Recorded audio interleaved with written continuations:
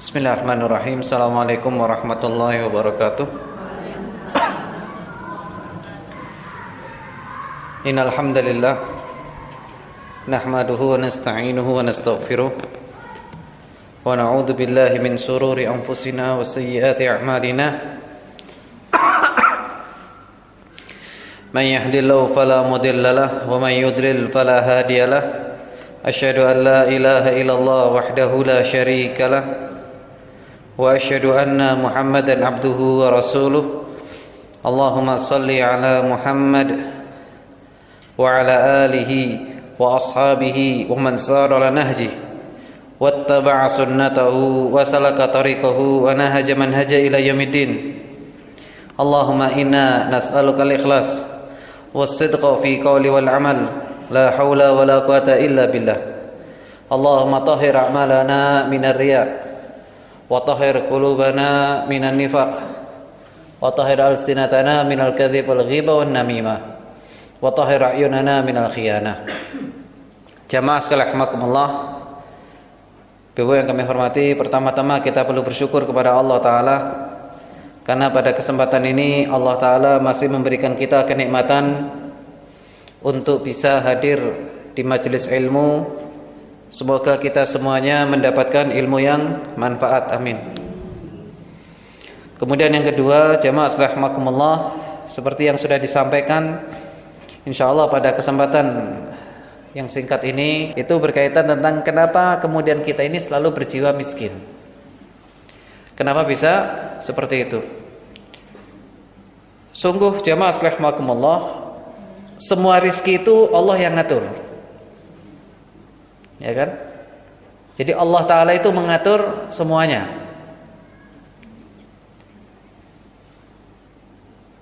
Tugas kita itu menerima keputusan Allah. Jadi pentingnya di situ. Pertama, Allah yang ngatur rizki dan tugas kita cuman nerima. Ini Allah baginya sekian, ya sudah, dengan tetap melaksanakan ikhtiar yang benar.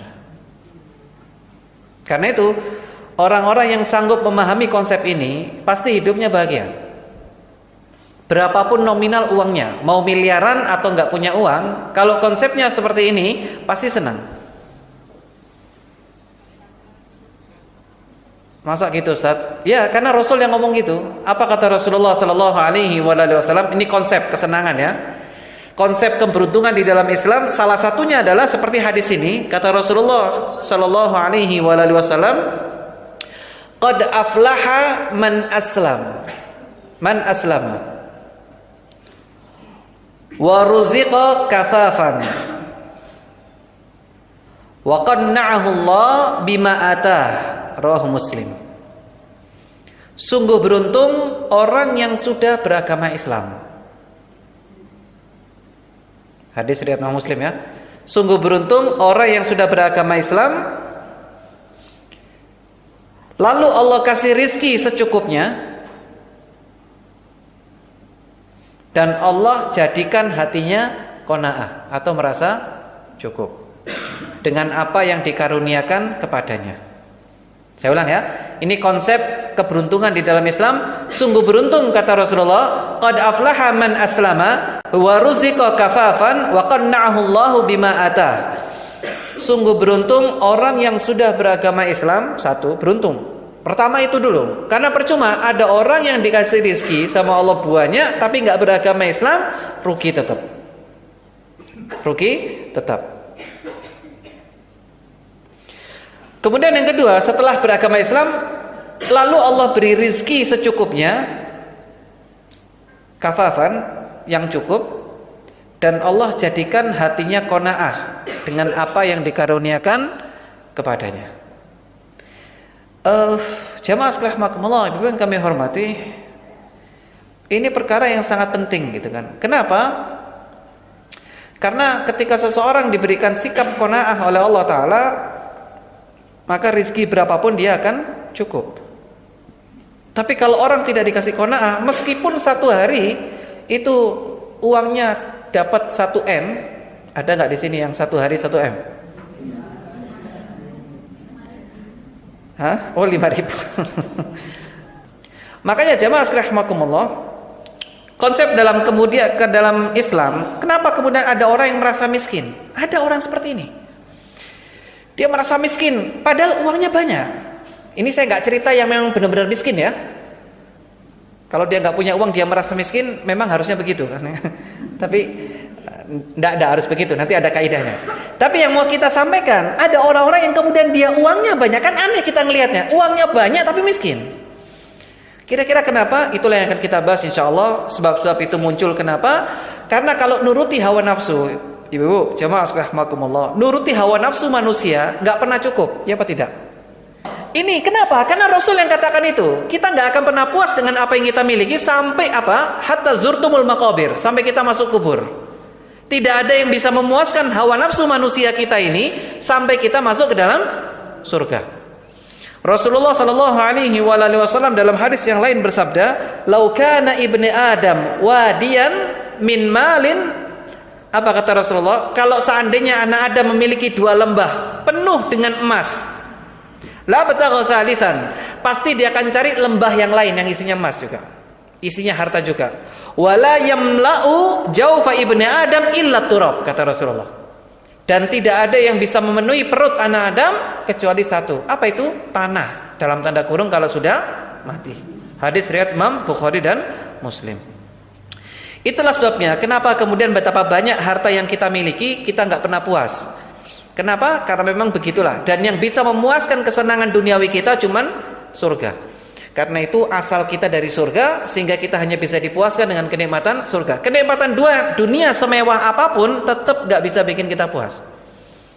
Itulah sebabnya kita perlu belajar syariat ini supaya kita tahu bagaimana supaya kita bisa mendapatkan jiwa qanaah. Dan itulah tema kita pada kesempatan yang singkat ini. Ada beberapa hal yang harus kita lakukan, yang perlu kita pelajari. Kenapa kok kita gak merasa kaya? Kenapa kita gak merasa cukup? Ada beberapa hal. Yang pertama, karena tujuan hidup dan ambisi terbesarnya mencari dunia. Karena tujuan hidup dan ambisi terbesarnya mencari dunia, bukan akhirat. Karena tujuan hidup dan ambisi terbesarnya mencari dunia, bukan akhirat.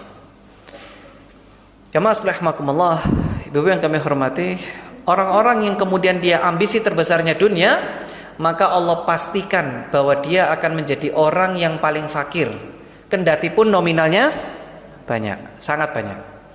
Dalilnya apa Ustaz? Sabda Rasulullah sallallahu alaihi wasallam dalam hadis riwayat Imam Ahmad, "Man kanatid dunya hammahu, farraqallahu alaihi amrah, wa ja'ala faqrahu baina 'ainaihi. Walam ya'tihi minad dunya illa ma kutibalah." Kata Rasulullah, barang siapa orang yang ambisi terbesarnya adalah dunia. Dicatat ya? Oh ya sudah, pelan-pelan berarti. Barang siapa yang ambisi terbesarnya adalah dunia,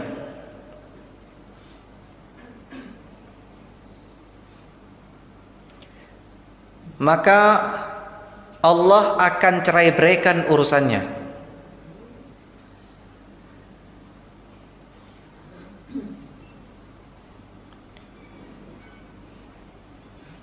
Allah akan jadikan kefakiran di depan matanya,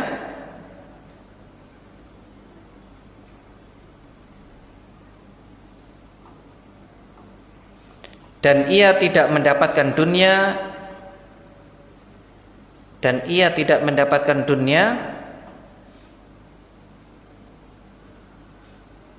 kecuali sesuai apa yang telah ditetapkan baginya. Kecuali sesuai apa yang telah ditetapkan baginya. Ini jamaah sekalian rahimakumullah, saya ulang ya. Barang siapa ambisi terbesarnya adalah dunia, maka Allah akan cerai-beraikan urusannya. Kemudian Allah akan jadikan kefakiran di depan matanya, dan dia tidak mendapatkan dunia kecuali sesuai apa yang telah ditetapkan baginya. Jamaah sekalian rahimakumullah, kita bahas satu persatu dulu. Pertama, orang yang ambisi terbesarnya dunia. Pokoknya hidupnya itu urusannya dunia, dunia, dunia, dan dunia terus. Dia nggak pernah berpikir tentang bagaimana menambah ibadahnya, tidak pernah berpikir bagaimana menambah ilmu pengetahuan agamanya, tidak pernah berpikir bagaimana cara meningkatkan kedekatannya dengan Quran misalnya. Apa yang dia rasakan? Satu, Allah cerai-beraikan urusannya, dibuat berantakan. Dia mau misalkan dia mau buka usaha A, Allah jadikan berantakan di situ. Dia transaksi bisnis di sana, ditipu orang. Dia kemudian coba melakukan transaksi di sana lagi, uangnya diambil orang lagi. Terus seperti itu. Nah, barang siapa yang ambisi terbesarnya dunia, Allah akan cerai-beraikan urusannya. Dibuat berantakan semuanya sama Allah Ta'ala. Cukup sampai di situ? Belum. Yang kedua, Allah jadikan kefakiran di depan matanya. Bisa jadi urusannya lancar. Urusan ini lancar, urusan itu lancar, urusan ini lancar, tapi Allah jadikan kefakiran di depan matanya. Ada ketakutan tentang masa depan yang dia sendiri belum tentu menjumpai itu. Ada dihadirkan oleh Allah Ta'ala kefakiran di depan matanya sampai ketakutannya luar biasa kepada masa depan. Nah, yang sering saya contohkan itu saya mau tanya, yang biasa ikut asuransi itu orang kaya apa orang yang tidak punya uang? Dia punya mobil, terus kemudian punya rumah mewah, punya semuanya, bahkan sampai kemudian ini kalau hukum asuransi, saya selalu ulang ya, hukum asuransi nanti tanyakan kepada Ustadz Abdullah atau Ustadz yang lainnya yang biasa membahas tema fikih. Tapi yang mau kita bahas, betapa kemudian ada orang yang kemudian dia rela menginvestasikan atau menaruh uangnya dengan cara yang seperti itu hanya karena takut nanti anaknya itu nanti nggak bisa sekolah 10 tahun lagi, 5 tahun lagi, atau dan seterusnya. Padahal kalau kita lihat kakek nenek kita atau mbah kita itu nggak pernah mikir kayak gitu, subhanallah selesai semua urusannya. Ya apa tidak? Hai. Bedanya apa? Bedanya kita kurang tawakal, mereka tawakalnya sempurna. Padahal mungkin ibadahnya mungkin biasa saja orang dulu itu. Sholat, ngaji, apalagi kalau waktunya kerja kan gitu. Kayaknya tidak ada hal yang istimewa yang mereka lakukan. Mungkin sholat malam lah, sholat malam. Ada orang yang kemudian sudah sampai melakukan semua ibadah tapi masih punya kekhawatiran tentang masa depannya. Kenapa? Karena tawakalnya nggak belajar daripada konsepnya Rasul Shallallahu Alaihi Wasallam. Makanya jamaah sekalian rahimakumullah, Bapak, Ibu, jamaah sekalian rahimakumullah, Allah jadikan kefakiran di depan matanya. Padahal kalau kita tahu konsep tentang bagaimana Allah menjamin itu semuanya, maka tentu kita tidak akan pernah takut. Saya kasih contoh, jamaah sekalian rahimakumullah. Ada seorang ulama, kita tahu lah, Sa'id bin Jubair. Itu ketika ibadah sholat seperti itu, ditanya, kenapa kamu seperti ini? Setiap kali, ini begitu pentingnya, Ibu-ibu. Semakin solih orang tua, maka itu berefek kepada penjagaan anak, keluarga, dan harta. Ini kaidahnya begitu. Kalau kita ingin jaga keluarga kita, anak kita, dan seterusnya sampai turunan-turunannya, tingkatkan kesolehan kita, maka Allah akan jaga. Percaya ini? Nah, kalau nggak percaya saya kasih dalilnya. Kalau yang sering baca surat Al-Kahfi, kita sering baca surat Al-Kahfi setiap hari Jumat atau malam Jumat. Di situ kan ada dialog antara Khidir dengan Musa alaihissalam. Di mana pada satu bagian kisahnya Nabi Allah Musa dan Khidir ini itu merapikan tembok di mana di bawahnya ada hartanya anak yatim. Kalau kita baca ayatnya sampai di situ selesai, nggak ada ambil ibrohnya.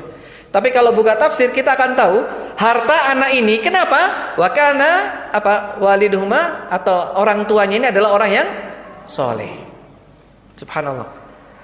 Kalau lihat buku tafsir kita akan tahu orang tua yang apa. Apakah orang tua yang anak ini sudah hadir? Belum. Kalau kita lihat ternyata ini harta yang sudah disiapkan oleh kakek yang ketujuh. Jadi yang dijumpai itu adalah cicit yang keberapa berarti ya?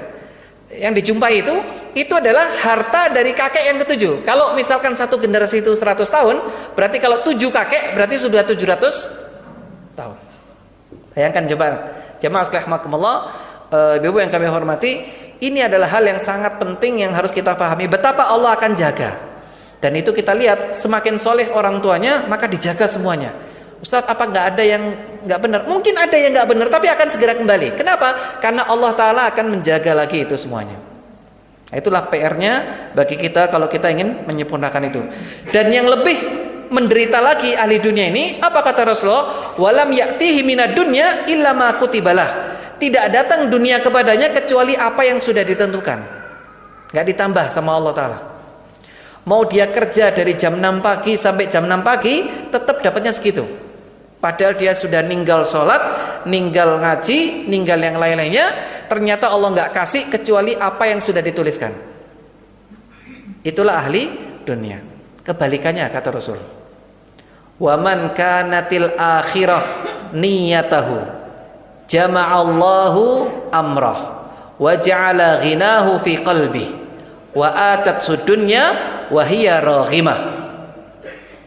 Kebalikannya kata Rasulullah, barang siapa yang ambisi terbesarnya akhirat, barang siapa yang ambisi terbesarnya akhirat, Allah akan memudahkan urusannya. Allah akan memudahkan urusannya.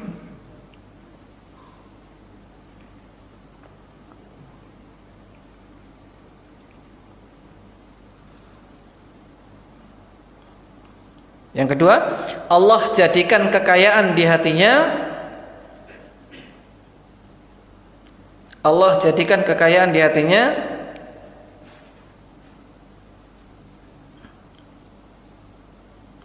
dan dunia mendatanginya dalam keadaan dia tidak menyangkanya.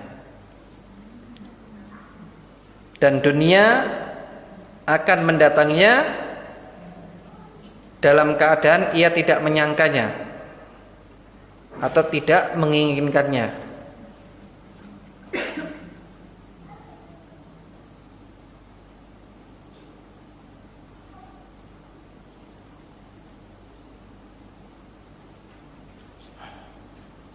Barang siapa yang ambisi terbesarnya akhirat, Allah akan mudahkan urusannya.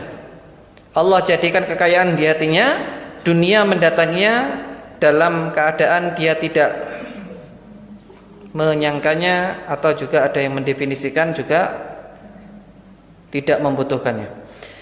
Jemaah sekalian rahimakumullah, ini kebalikannya. Kalau orang ahli dunia itu cerai-berai urusannya, ahli akhirat itu gampang urusannya. Yang perlu digarisbawahi bukan berarti orang kalau sudah dekat dengan akhirat itu nggak punya masalah. Mereka punya masalah, tapi cepat selesai. Allah selesaikan, bantu masalahnya. Mungkin dia punya hutang, Allah bantu untuk menyelesaikan hutangnya. Mungkin dia punya masalah, Allah bantu untuk menyelesaikan masalahnya. Pokoknya gampang semua urusannya. Gampang semua urusannya. Allah akan mudahkan urusannya. Yang kedua, Allah jadikan kekayaan di hatinya. Allah jadikan kekayaan di hatinya. Jadi merasa cukup. Nah, jamaah sekalian rahimakumullah, ketika Allah jadikan kekayaan di hati, berapapun nominal rizki yang kita dapatkan, pasti kita akan mengatakan apa? Alhamdulillah. Tapi ada orang yang kemudian mungkin saya sering sampaikan, di mana ketika ada orang penghasilannya mungkin sampai puluhan, bahkan mungkin ratusan juta, tapi ternyata apa? Ternyata sama sekali tidak menjadikan dia bersyukur kepada Allah Ta'ala. Tidak menjadikan waliyadzubillah. Dan yang terakhir, dunia mendatanginya di saat dia tidak sangka-sangka itu, atau bahkan mungkin ketika dia tidak membutuhkannya, tahu-tahu datang lagi dunia. Dan itu sering kita lihat betapa banyak orang sampai nolak gitu. Nolak bukan berarti nggak butuh ya, tapi ada orang yang merasa cukup, udah cukup, ini buat yang lain aja. Sanggup nggak bu? Gitu bu. Insyaallah ya. Nah, inilah jemaah sekalian rahimakumullah. Ini alasan kenapa orang itu merasa miskin, kenapa ambisi terbesarnya dunia. Coba dibalik niatnya sekarang. Kalau misalkan kerja niatnya akhirat, kalau kemudian bangun tidur yang pertama kali diingat akhirat, jangan mikir apa? Bisnisnya dulu. Bisnisnya nantilah, dipikirkan nanti. Dan seterusnya. Ini yang pertama. Yang kedua, kenapa kemudian kita merasa miskin meskipun apa yang kita miliki sudah lebih kalau orang melihatnya? Karena bodoh dalam ilmu agama. Karena bodoh dalam ilmu agama. Dalilnya apa? Dalilnya Quran surat Al-Qasas ayat 79 dan 80. Surat Al-Qasas Surat keberapa Al-Qasas? Surat Al-Qasas itu surat Al-Qasas itu surat berapa? 17 apa 18? Hah? Al-Qasas 17 apa 18?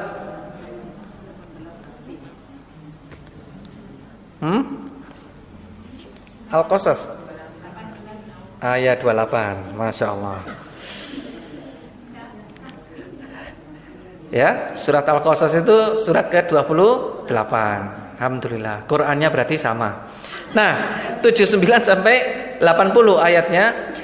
Di dalam ayat ini Allah Ta'ala ceritakan tentang bagaimana hartanya Qarun dan masyarakat orang yang ngelihat orang kaya gitu kan. Ibu-ibu kalau misalkan lihat ada orang kaya, kadang muncul nggak keinginan takjub ya, atau takjub lah muncul ya. Misalkan punya mobil mewah gitu, pengen nggak? Rumah mewah gitu kan? Manusiawi, namanya manusia senang dengan begitu. Tapi bedakan cara mikirnya orang berilmu dengan orang yang cuma pingin dunia. Allah Ta'ala katakan di dalam Al-Quran, فَخَرَجَ عَلَى قَوْمِهِ فِي زِينَتِهِ قَالَ الَّذِينَ يُرِيدُونَ الْحَيَاةَ الدُّنْيَا يَا لَيْتَ لَنَا مِثْلَ مَا أُوتِيَ قَارُونَ إِنَّهُ لَذُو حَظٍّ عَظِيمٍ. Keluarlah Qarun kepada kaumnya. Nanti dicatatnya aja. Qasas, surat Al-Qasas 79 80. Saya terangkan dulu. Keluarlah Qarun kepada kaumnya. Qarun keluar kepada kaumnya dengan kemewahan yang dia punya. Masyarakat di sekitarnya yang tidak paham ilmu agama, yang nggak ngerti bagaimana syariat ini, tidak mengerti tentang hakikat dunia, apa yang mereka katakan? Aduhai sekiranya saya memiliki apa yang diberikan Allah kepada Qarun.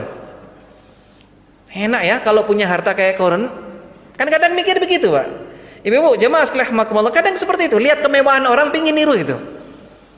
Sesungguhnya kata masyarakat itu, sesungguhnya Qarun itu dikasih bagian yang sangat banyak. Dalam tanda kurung, kemewahan hidup yang sangat banyak. Subhanallah. Itu orang yang melihat dunia hanya sebatas zahir. Tapi kalau orang ngerti hakikat dunia, dia enggak akan muji berlebihan.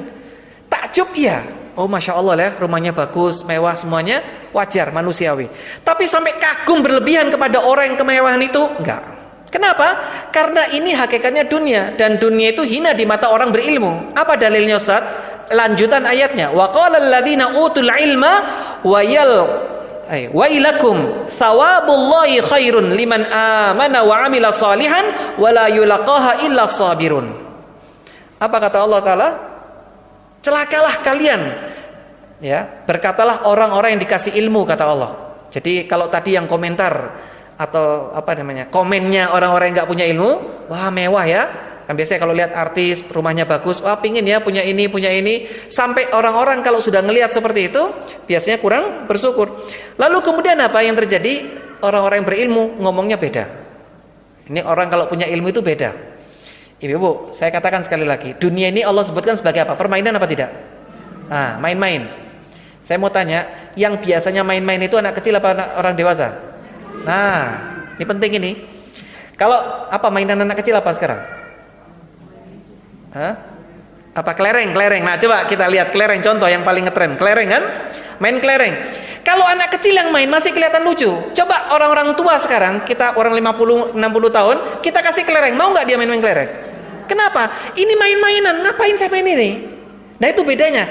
Kalau anak kecil masih senang dengan begituan. Kenapa? Dia nggak ngerti ini cuma main-main gitu kan.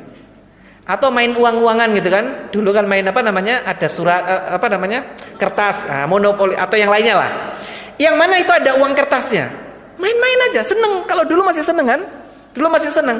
Sekarang coba dikasih uang itu ke orang yang ngerti, nggak ada yang mau. Tidak ada yang mau. Kenapa? Itulah bedanya orang yang berilmu dengan orang yang nggak berilmu.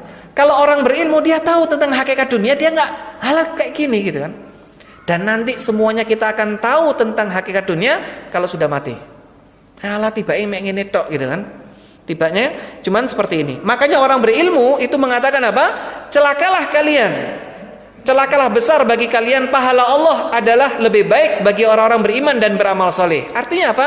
Anda mencari pahala Allah dengan amal soleh. Anda mencari pahala Allah dengan banyak melakukan kesolihan, itu lebih baik. Dan tidak diperoleh pahala itu kecuali orang-orang yang sabar. Subhanallah. Inilah bedanya jemaah sekalian rahimakumullah, orang yang berilmu dengan orang yang tidak berilmu. Makanya kalau orang berilmu itu tahu hakikat dunia. Masih ingat kan hadis Rasul ketika Rasul ke pasar ada bangkai kambing, ditanya, siapa yang mau saya suruh beli bangkai ini 1 dinar? Kambing diangkat ini, telinganya diangkat sama Nabi, ini bangkai kambing. Saya mau beli 1 dinar. 1 dinar itu 1 dinar, 1 dirham.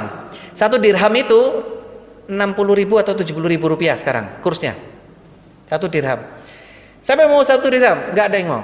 Kalau begitu siapa yang mau saya kasih, kata Nabi? Enggak ada yang mau. Kenapa?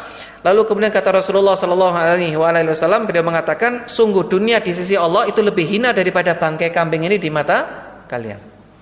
Itulah dunia. Cuman masalahnya kita belum tahu sebagaimana Rasulullah tahu. Sehingga kita kadang masih berlebihan dalam menyikapi dunia. Sama-sama kita perlu belajar untuk menata ulang niat kita dalam urusan dunia. Ini jamaah rahimakumullah. Ini yang kedua. Yang ketiga, sebab kenapa kita selalu merasa miskin? Yang ketiga, mengikuti bisikan setan dengan melakukan kemaksiatan. Mengikuti bisikan setan dengan melakukan kemaksiatan.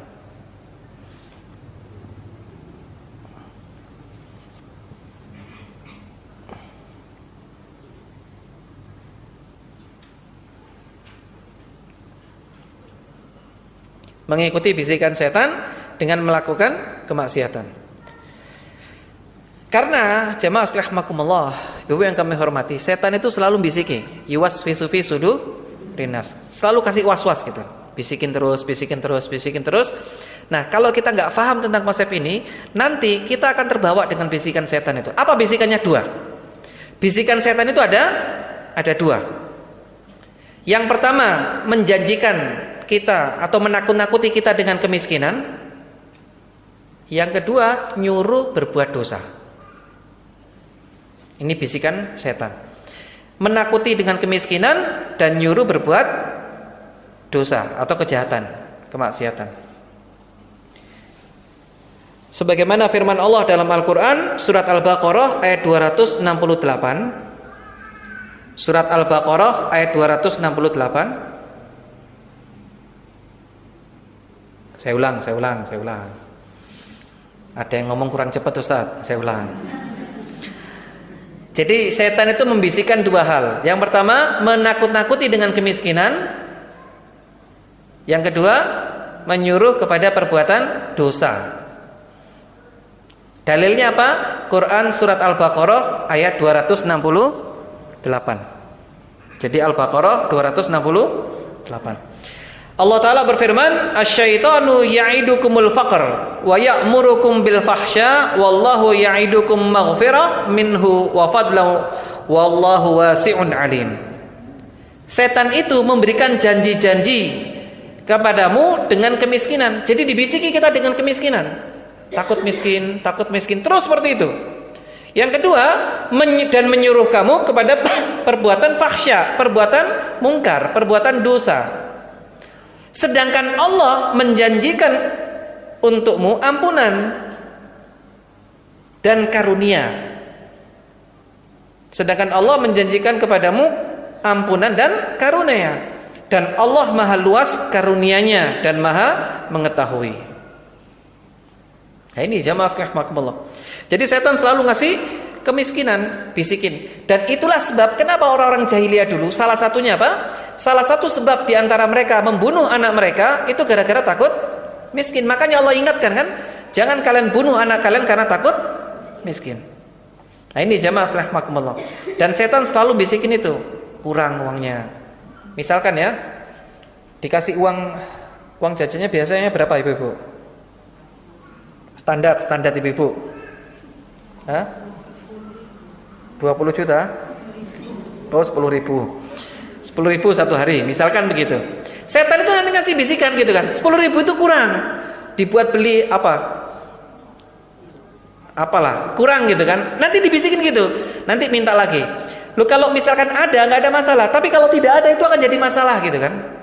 Kalau ada nggak ada masalah, kurang tambah beli lagi. Tapi kalau tidak ada, itu akan jadi hal yang menyebabkan kemungkaran berikutnya. Apa itu? Tidak bersyukur kepada Allah Ta'ala. Yang kedua, berbuat jelek. Kalau orang sudah merasa miskin, dia tidak punya iman, kemungkinannya cuma dua. Kalau dia orang beriman, dia segera kembali kepada Allah untuk belajar bagaimana cara syukur. Kalau tidak, dia akan cari bagaimanapun caranya supaya bisa terpenuhi itu. Nah, itu yang paling bahaya yang kedua. Kenapa? Dia akhirnya menghalalkan segala cara. Padahal wallahu ya'idukum maghfirah minhu wa fadlan. Padahal Allah sudah ngasih janji akan ngasih ampunan. Yang kedua akan memberikan apa? Wa fadlan, karunia, dikasih rezeki sama Allah Ta'ala. Tapi kadang setan ini, kita ini kadang lebih percaya dengan setan daripada kepada Allah. Waliyatubillah. Taib, ini yang ketiga, karena mengikuti bisikan setan. Jadi kalau ada bisikan seperti itu, nah, saya ingatkan ya, bisikan itu tidak harus dari setan dalam wujud jin ya. Kadang setannya dalam wujud manusia. Iya apa tidak? Ketika sudah dikasih, nanti dibisiki, kurang, jaluk omane, kurang, sakmono, kan gitu. Nah, itu setan dalam wujud manusia. Caranya bagaimana? Bacakan ayat kursi. Iya, itu setan. Harus dibacakan ayat kursi. Nanti kan pergi sendiri. Kalau masih nggak pergi, ya sudah. Agak repot berarti setannya. Sudah ngaji berarti setannya itu. Nah, ini yang ketiga, jamaah sekalian rahimakumullah. Yang keempat, sebab kenapa orang itu merasa miskin, karena bergaul dengan orang kaya berlebihan dan tidak pernah bergaul dengan orang miskin. Karena bergaul dengan orang kaya berlebihan, kurang bergaul dengan orang miskin.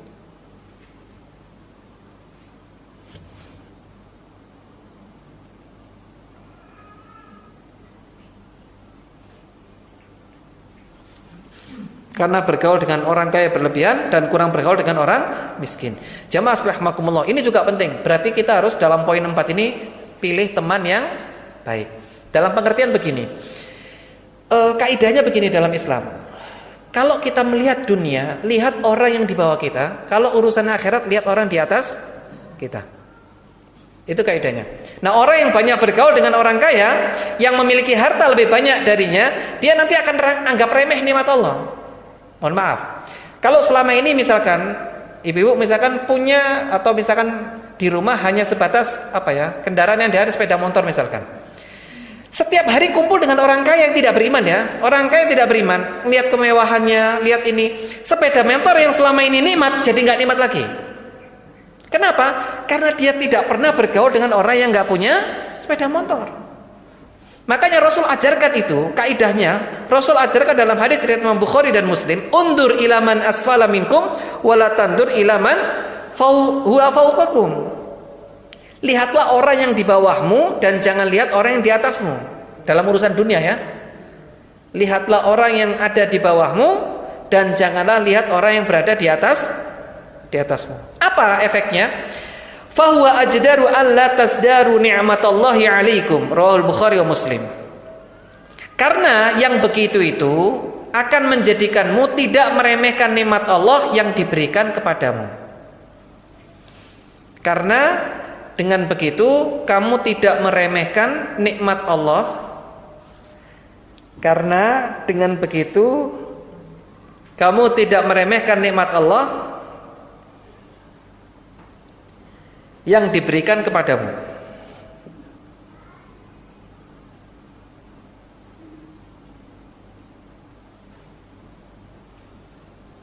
Nah, jamaah sekalian rahimakumullah, yang kami hormati, disinilah pentingnya kita bergaul dengan orang yang level ekonominya di bawah kita atau dunianya orang miskin. Nah, itu penting. Kalau urusan dunia lihat di bawah, nanti bersyukur kita. Tapi kalau lihat di atas terus, maka nanti apa? Nanti kita nggak pernah bersyukur.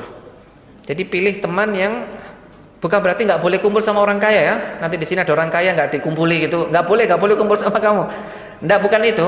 Yang dimaksudkan di sini, jangan sampai nanti ketika kita berlebihan bergaul dengan mereka menjadikan kita kurang bersyukur atas nikmat Allah. Itu yang bahaya. Itu yang berbahaya. Dan kebanyakan orang-orang yang kaya yang tidak ngaji itu yang memprovokasi. Jadi sengaja dipamerkan gitu kemewahan itu. Sehingga bikin orang lain apa?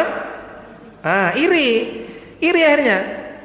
Nggak puas kan? Dibelikan gelang banyak terus dipakai semua waktu pengajian. Kromyong itu kan. Padahal nggak penting banget kan gitu. Nah itu jamaah sekalian rahimakumullah, harus tahu kapan saatnya dia menunjukkan. Kenapa? Karena setiap nikmat itu pasti ada orang hasad. Pasti. Makanya Rasul katakan, selalulah berdoa dan jangan terlalu berlebihan menampakkan nikmat itu kan karena itu gitu. Memang ada ayatnya, bi ni'matika rabbika fahadits kan gitu. Nikmat boleh ditambahkan, tapi sewajarnya, jangan berlebihan. Ada orang yang sengaja memang begitu. Jadi dia punya barang mewah baru pamerin gitu, punya mobil baru pamer. Nggak harus seperti itu. Kenapa? Satu, itu menghadirkan kecemburuan orang. Yang kedua, kalau sudah cemburu orang nggak punya iman, nanti ada penyakit di hatinya, hasad. Kalau sudah hasad, maka penyakit berikutnya kena penyakit ain lagi. Mobil tiba-tiba mogok tengah jalan. Atau kalau misalkan berlebihan wajah atau yang lainnya bisa menimbulkan fitnah dan lain sebagainya. Itu yang terjadi. Makanya jamaah sekalian rahimakumullah, ibu yang kami hormati, bergaul dengan orang kaya itu sewajarnya dan kadang perlu bergaul dengan orang miskin. Makanya kalau habis, saya selalu ingatkan ya, kalau habis jalan-jalan di tempat-tempat mewah, coba sekali-kali lewat kuburan gitu. Supaya imbangan gitu. Habis ingat dunia, wah ternyata rumah kita asli nanti di sini gitu kan. Sehingga keinginannya nanti bisa terkontrol dengan baik. Tapi kadang biasanya kalau lewat kuburan cepet banget gitu kan. Ini sepi Ustaz. Padahal jamaah sekalian rahimakumullah, itu semuanya bisa menyebabkan melembutkan hati bagi seseorang. Nah, bergaul dengan orang kaya itu kadang bikin kita tidak bisa bersyukur. Maka sewajarnya. Dan kalau ada orang kaya di sini yang diberikan kelebihan rezeki oleh Allah Taala, jangan sekali-kali memamerkan itu berlebihan. Karena itu akan menimbulkan kecemburuan bagi orang lain. Ini yang keempat. Yang kelima, sebab orang itu tidak merasa kaya atau dalam tanda kurung selalu merasa miskin, kendati pun apa yang dimiliki banyak, kurang mensyukuri nikmat-nikmat kecil. Kurang mensyukuri nikmat-nikmat kecil. Apa kata Rasulullah? Man la yashkur qalilan la yashkuru katsiran. Orang yang tidak mensyukuri yang sedikit, ia tidak bersyukur pada nikmat yang banyak. Jadi yang sedikit disyukuri. Berapapun apa yang kita punya, syukuri itu. Nanti itu yang bikin bertambah. Tapi kalau nggak bersyukur, sampai kapanpun nggak pernah cukup. Sampai kapanpun nggak pernah cukup. Ada kisah ini, kaitannya dengan ini, mensyukuri nikmat kecil ini. Ada seorang syekh itu kan, waktu datang ke Indonesia itu, dia naik satu mobil dengan penterjemahnya. Penterjemah, karena ada syekh biasanya ada penterjemah gitu. Ternyata di pinggir jalan, ini syekh ini orang kaya luar biasa, miliarder. Beliau ini termasuk donatur besar untuk urusan Palestina gitu. Si waktu berkunjung ke Indonesia melihat kan biasa di perempatan protokol besar itu kan kadang kita ada orang yang minta-minta tukang ngamen itu. Maka dikasih sama si sopirnya itu, yang waktu itu beliau ada penterjemahnya juga, ada supirnya gitu. Waktu dikasih uang receh kan, sama supirnya dikasih uang receh. Kemudian dilihat gitu kan, sama si minta-minta itu tukang ngamen, dibuang itu uang receh itu dibuang kan? Ini orang kaya, saya ini nggak tahu kan? Ditanya kenapa dibuang? Ya mungkin karena uang receh sih. Ini waktu lampu merah ini, sayanya turun. Kemudian uang receh yang dibuang itu diambil dikantongin lagi. Terus ditanya, si syekh ini ngomong sama si penterjemah ini, orang yang tidak mensyukuri yang sedikit tidak akan pernah bisa kaya. Bayangkan coba, orang yang tidak mensyukuri yang sedikit itu pasti tidak akan pernah bisa kaya. Kemudian saya teringat hadis ini, man la yashkuru qalilan wa la yashkuru katsiran. Orang yang tidak mensyukuri yang sedikit, dia tidak akan pernah bisa mensyukuri yang banyak. Dikasih banyak pun sama Allah tetap enggak bersyukur. Tidak akan pernah bisa bersyukur. Tapi kalau sedikit saja itu dikasih langsung bersyukur kepada Allah Ta'ala, nanti Allah tambah. Nanti Allah akan tambah. Nah, kebanyakan kita tidak bisa menikmati harta kita gara-gara kita tidak pernah dulunya mensyukuri yang sedikit. Sehingga sumpek terus. Uangnya bertambah tapi sumpek terus. Uangnya nambah lagi, sumpek. Dulu mungkin penghasilannya per bulan cuma 500 ribu, sumpek dia. Karena nggak bersyukur. Sudah bertambah 2 juta, sumpek lagi. Sudah bertambah 10 juta, sumpek lagi. 50 juta, sumpek tambah banyak, tambah sumpek. Padahal ada temannya yang penghasilannya mungkin nggak ada 1 juta mungkin, tapi hidupnya bahagia. Banyak apa tidak seperti itu? Banyak. Dan itulah hakikatnya orang yang bersyukur dan yang tidak bersyukur. Nah, orang yang tidak bisa mensyukuri yang sedikit tidak akan pernah bisa mensyukuri yang banyak. Meskipun Allah kasih limpahan uang setiap harinya, tetap dia nggak akan pernah bersyukur. Dan itulah musibah bagi ahli dunia, kata Ibnu Qayyim. Penderitaannya itu setiap hari. Kemudian ini yang kelima, jamaah rahimakumullah, sebab orang itu tidak bisa bersyukur. Yang keenam yaitu karena hatinya sakit, bahkan mungkin mati. Hatinya sakit atau bahkan mungkin mati.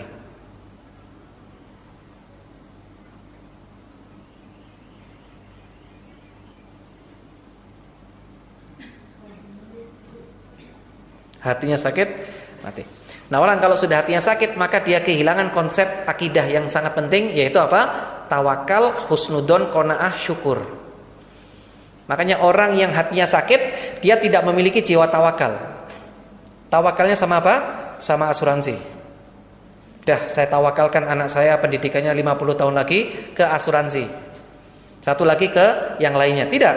Tawakalnya sudah rusak. Orang yang hatinya mati itu husnudzon billahnya juga hilang. Gak ada prasangka baiknya kepada Allah. Yang ada apa? Prasangka buruk. Ya Allah, kenapa kok saya dikasih sekian? Padahal saya rajin sholat malam, rajin puasa sunnah. Temen saya gak pernah ngaji, Al-Fatihah saja gak hafal, apalagi berarti gak sholat kan? Itu dapatnya banyak gitu kan. Subhanallah. Kenapa? Karena hatinya sakit gitu kan. Dan kalaupun dikasih, dia tidak merasa cukup dan tidak mau bersyukur. Makanya kata Rasulullah, kaya itu kaya hati, bukan kaya harta. Jangan dikira ibu-ibu, orang yang punya hartanya banyak senang hidupnya. Belum tentu loh ya. Belum tentu. Ini fakta di lapangan sangat banyak. Ada banyak orang yang punya harta yang sangat banyak, tapi ternyata dia tidak merasakan ketenangan dalam hidupnya. Dia merasa sumpek. Coba perhatikan hadis Rasulullah SAW dari sahabat Abu Dzar Al-Ghifari. Rasul pernah bertanya, apakah kalian menyangka kefakiran itu kekurangan harta?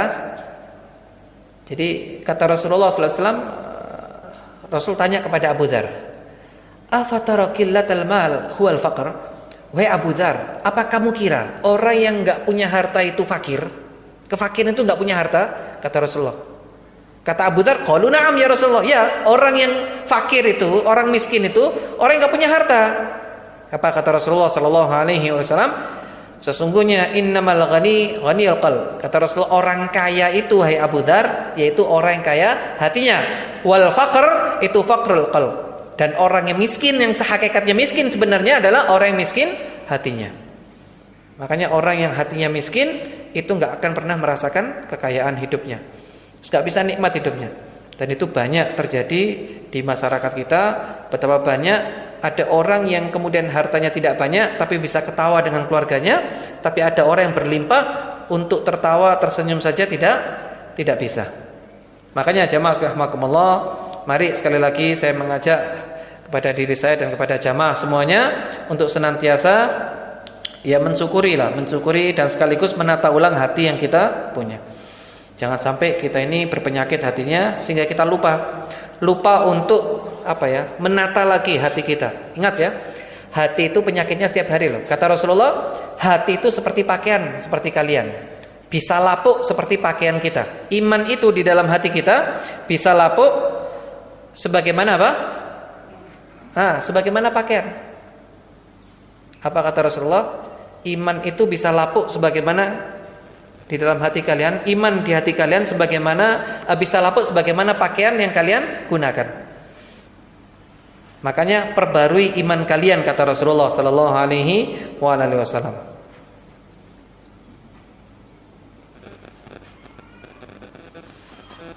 Rasulullah, saya bacakan hadisnya riwayat Tabrani. Rasulullah sallallahu alaihi wasallam bersabda, innal imana la yakhlaqu fi jawfi ahadikum kama yakhlaqul ats-tsaub. Kata Rasulullah, sesungguhnya iman di dalam dada kalian itu bisa usang sebagaimana baju kalian usang. Iman di dada kalian itu bisa usang sebagaimana baju kalian bisa usang. Karena itu kata Rasulullah, fas'alullah ta'ala ayyujaddidal iman fi qulubikum.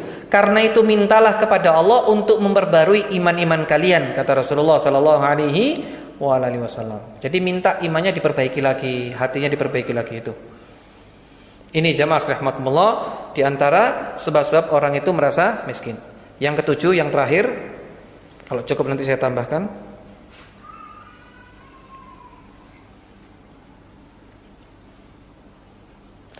Yang ketujuh, apa sebabnya orang merasa miskin itu meskipun nominalnya banyak, uangnya banyak, hartanya banyak, karena kurang ibadah, bukan kurang piknik. Biasanya kan gitu kan? Kurang ibadah.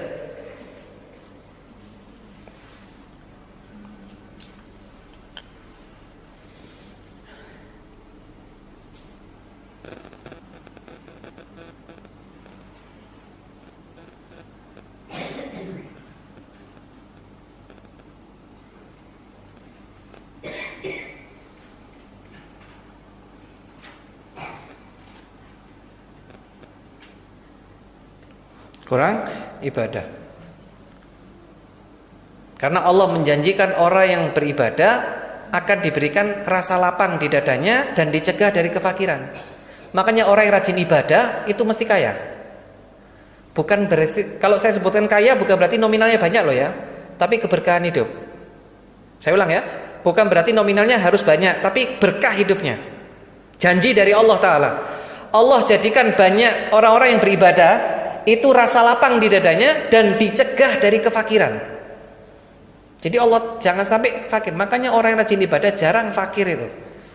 Mungkin kurang iya, tapi segera terselesaikan urusannya. Mungkin kurang iya, tapi segera terselesaikan urusannya. Dalilnya apa Ustaz? Hadis riwayat Imam Tirmidzi yang disahihkan oleh Syekh Albani. Rasulullah sallallahu alaihi wasallam pernah bersabda, "Innallaha yaqul ya ibnu Adam, tafarraq li'ibadati amla'u sadrak." Kata Rasulullah sallallahu alaihi wasallam, Allah Ta'ala berfirman, "Wahai manusia, habiskan waktumu untuk beribadah kepadaku." Habiskan waktumu untuk beribadah kepadaku. Niscaya aku penuhi dadamu. Niscaya aku penuhi dadamu dengan kecukupan. Dengan kecukupan. Dan aku tutup kefakiranmu. Dan aku tutup kefakiranmu.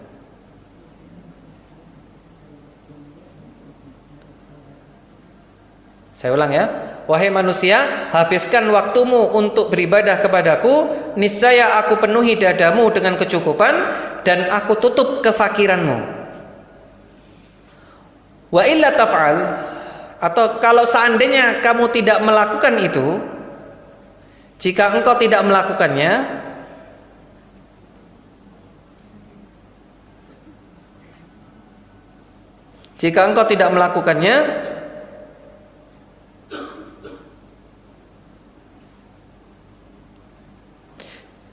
maka akan aku penuhi kedua tanganmu dengan kesibukan. Maka akan aku penuhi kedua tanganmu dengan kesibukan. Maka akan aku penuhi kedua tanganmu dengan kesibukan.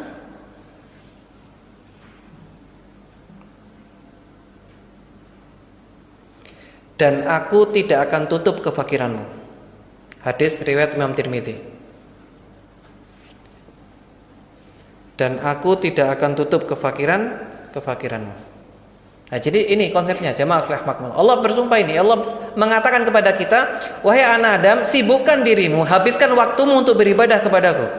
Niscaya aku akan penuhi dadamu dengan kecukupan. Allah kasih qanaah, cukup. Bukan cuma itu, Allah tutup kefakirannya. Jadi kefakirannya akan ditutup sama Allah Ta'ala. Kalau kita tidak melakukan itu, maksudnya tidak menyibukkan diri dengan ibadah, nanti Allah jadikan kita ini sibuk dengan urusan kita. Yang kedua, Allah jadikan kita tetap fakir, miskin terus. Jadi kerja puluhan tahun ya begitu-begitu saja, nggak ada hal yang baru yang dia dapatkan. Kan ada seperti itu kan?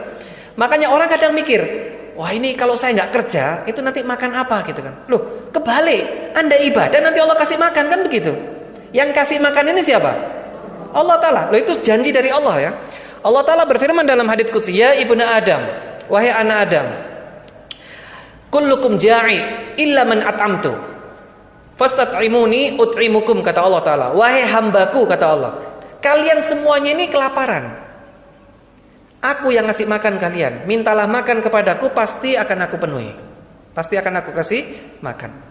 Makanya jamaah sekalian rahimakumullah, Ibu yang kami hormati, mari sekali lagi kita belajar untuk kemudian melihat yang seperti ini, supaya kita nanti jangan sampai nanti menyesal gara-gara kita ini merasa kelihatannya benar kan, harus kerja. Kalau saya nggak kerja makan apa nanti? Padahal Allah minta waktu kita untuk sholat, untuk baca Quran, untuk ngaji kan gitu. Padahal kita ngomongnya apa? Loh, kalau ngaji ibadah terus kemudian dunia ini kan harus imbang. Kan sering muncul gitu Pak, tidak? Ya Pak, tidak? Kan orang sering ngomong, kan harus imbang Ustaz antara urusan dunia sama akhirat. Loh ya, kalau Anda konsisten dengan omongan Anda bisa masuk surga. Masalahnya kadang kita ini nggak konsisten, ya Pak, tidak? Kita ini ngomong baik. Kalau kita mau imbang, berarti kan 50-50 kan? Ya Pak, tidak Bu? 50-50. Saya mau tanya, kita dikasih waktu 24 jam. Baik, 12 jam kita gunakan untuk mencari dunia. Siapa di antara kita yang 12 jam ibadah? Nggak ada. Sholat paling full, saya anggap paling lama ya, satu sholat 15 menit atau 10 menit lah, 10 menit 15 menit. Kalau 5 sholat berapa menit? 15 dikalikan 5 berapa itu? 75 menit ya. 1 jam 10 menit lah, 1 jam 10 menit.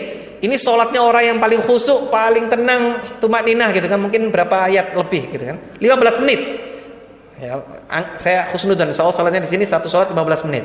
Nah, kemudian baca Qurannya berapa jam? Anggap aja 1 jam lah sholat. Kemudian setelah itu baca Quran berapa jam?